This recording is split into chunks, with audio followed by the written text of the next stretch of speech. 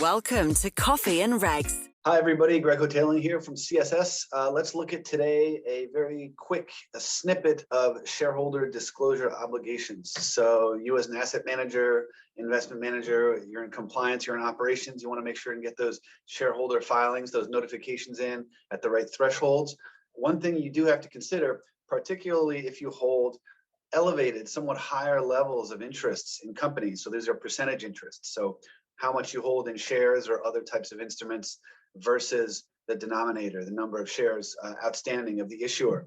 Usually under the standard shareholder disclosure regulations around the world, because they're different in each country around the world, they can be 5%, 3%, even lower sometimes. Those are your standard obligations. In general, they apply to listed issuers.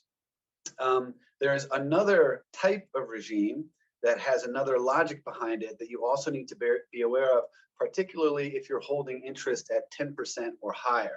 So the first type of regime I described, the sort of standard ones, that's really, the goal there is transparency. So the regulators want to make sure that the public at large, the regulators that oversee issuers and shareholders in their territory know who is holding large stakes, who are the major shareholders in companies on their territory.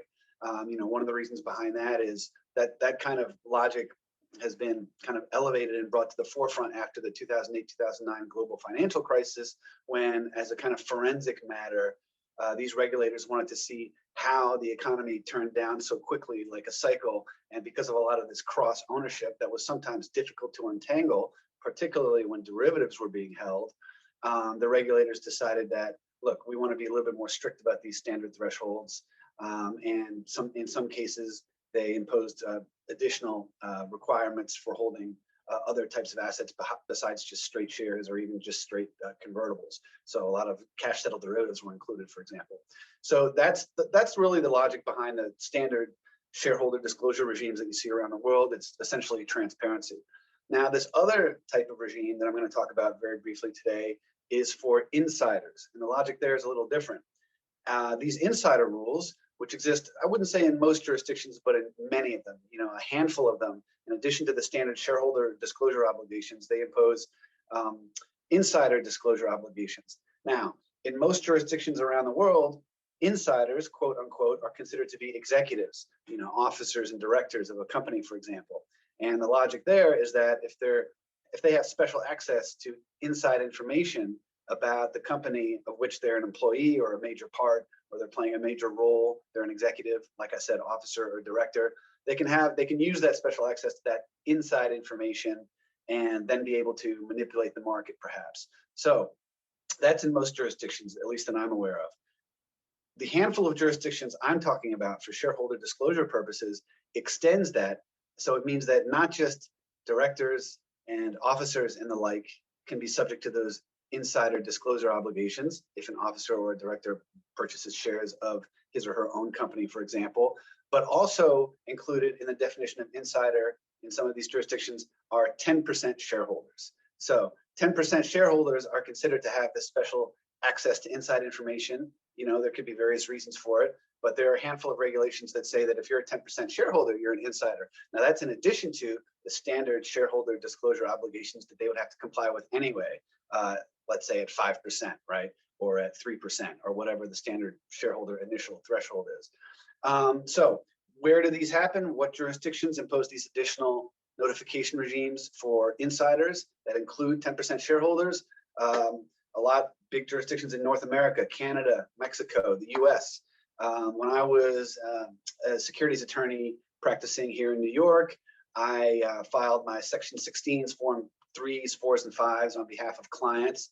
Those were basically insider rules. They dictate that once you hit 10% and then have any transaction when you're at or above 10%, when your holdings or your positions change at all, you need to make those filings. You're considered an insider, you have special access to that information.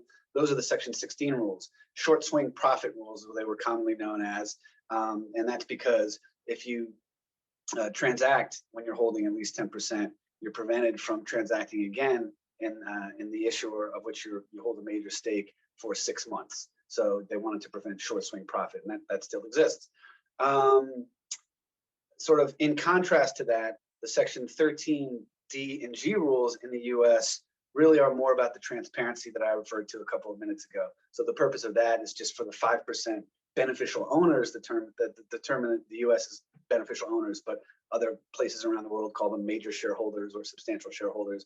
But so the 5% holders filing at 5% and higher levels under the Section 13 rules of the Exchange Act in the USA, they do that for transparency reasons, basically, as I mentioned earlier. So where else besides North America? You see it also in some jurisdictions in Asia, like the Philippines, and Japan, and South Korea. You see it in Italy as well, where Italy imposes requirements as it must under the EU Transparency Directive. In Italy, it starts at 5% and even sometimes lower thresholds. But in addition to that, once you hit 10% in Italy, they have a rule called internal dealing, which is, as I described, for insiders holding at least 10%. So that's really it. If you are in compliance at a position holder, such as an asset manager, think about that, particularly when you're holding those elevated levels of shares at 10%. That is, I'm going to wrap it up, but that's not the only consideration that you're going to have when you think about possibly multiple regimes, multiple statutes in one jurisdiction affecting you. It's not just additional insider rules. It could also be separate rules for companies that, for shareholders of companies that don't necessarily need to be listed, but are simply registered in their territory.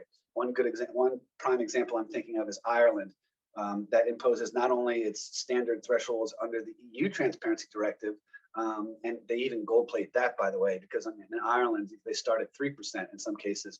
But in addition to that, under a separate statute, Ireland's Companies Act, Ireland requires you to file notifications under that separate statute, which is an entirely different regime from their standard Transparency Directive type of notifications that are required.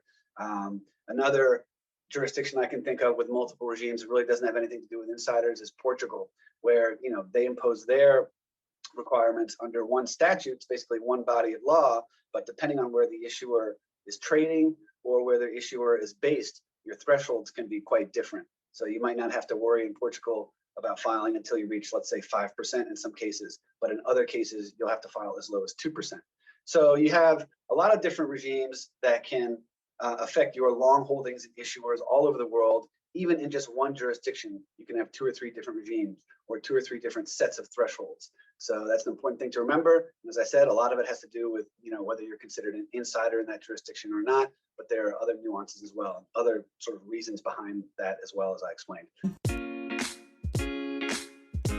This has been another episode of Coffee and Regs.